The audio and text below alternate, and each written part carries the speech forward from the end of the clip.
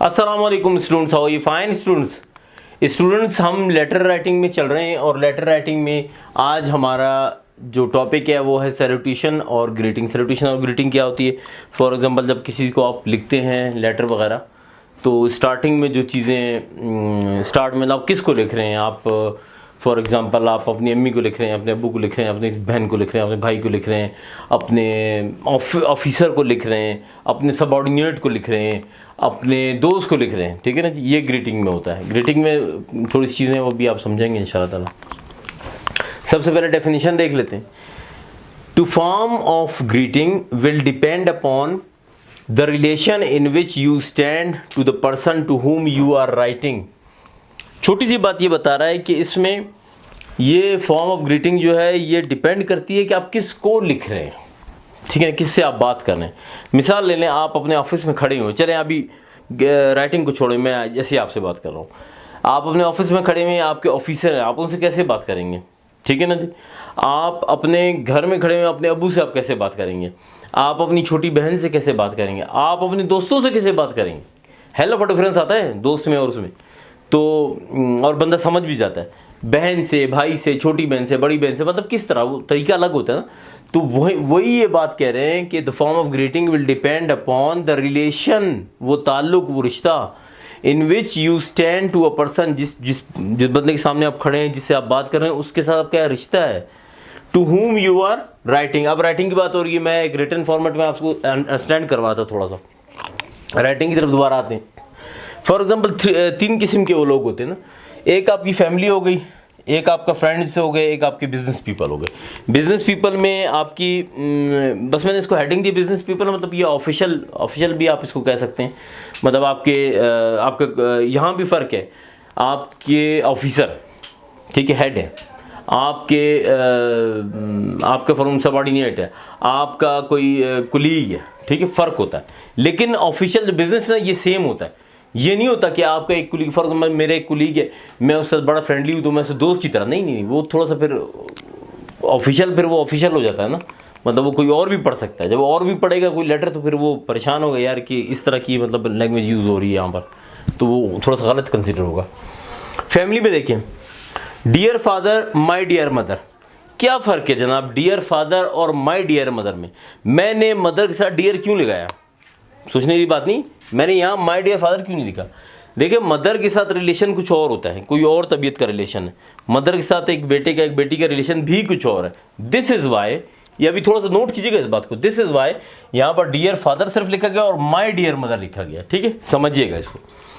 अब my sweet sister, अब देखें ये स्वीट सिस्टर के नाम से ही आपको पता लग रहा है इसकी कि वो कोई छोटी बहन है। ठीक है, बड़ी बहन के लिए ये वर्ड अगर आप बड़ी बहन के लिए लिखेंगे तो फॉर एग्जांपल सीधा होगा माई एल्डर सिस्टर या माई रेस्पेक्टेड सिस्टर। ठीक है, अब ये छोटी बहन का किस्सा हो रहा है तो माई स्वीट सिस्टर। ठीक है ना। लविंग ब्रदर, फॉर एग्जांपल आपका छोटा भाई है या इस तरह है, लविंग ब्रदर। ठीक है ना। माई लविंग ब्रदर भी आप कर सकते हैं, लविंग ब्रदर भी वही लाजमी आपका भाई, आप भाई को लिख रहे हैं। ठीक है, अब हम बात करते हैं फ्रेंड्स की। देखिए, फ्रेंड्स जो है बड़ा सिंपल सारा है। देखिए, dear Ali, dear Ahmed etcetera. For example इसकी जगह आप कोई खातून का नाम भी डाल सकते हैं, आपकी कोई दोस्त है, कोई लेडीज़ हैं, डियर डैश डैश, तो वही। ठीक है ना। तो इसमें ये सिंपल है। लाजमी दोस्त है तो दोस्त का रिलेशन तो कुछ और होता है ना यार। तो अब दोस्त में भी कैटेगराइजेशन है ना। मतलब कोई दोस्त है बिल्कुल ही बॉसम है आपका, या आप बॉसम भी लिख सकते हैं। बॉसम जो बिल्कुल एक कह सकते हैं एक बहुत ही गहरा रिश्ता, ताल्लुक ना, कोई ऐसा दोस्त हो जो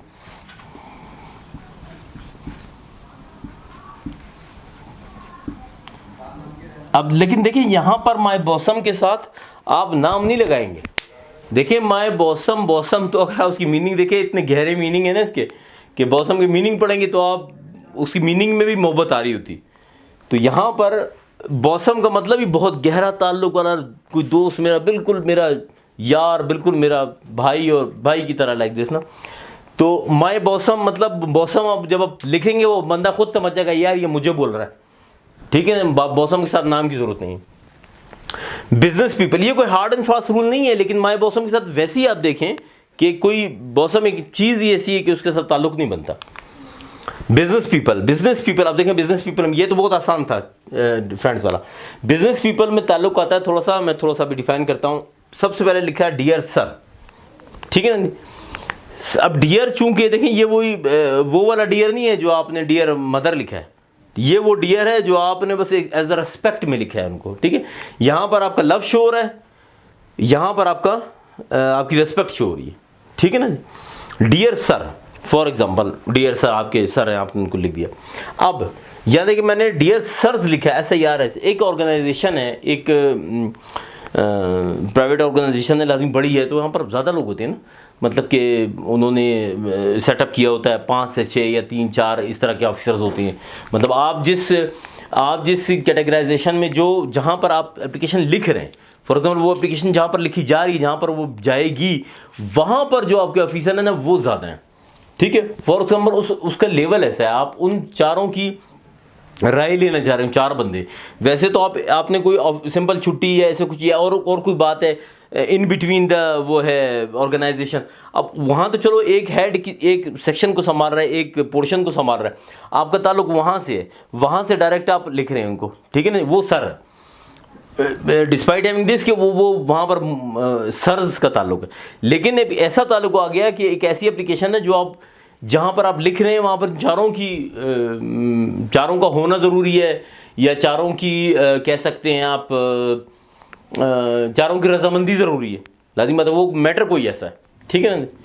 तो समझ आप गए होंगे, मैटर ज़्यादा आगे चला जाऊँ तो खाम खाई फिर टॉपिक से हट जाऊँगा।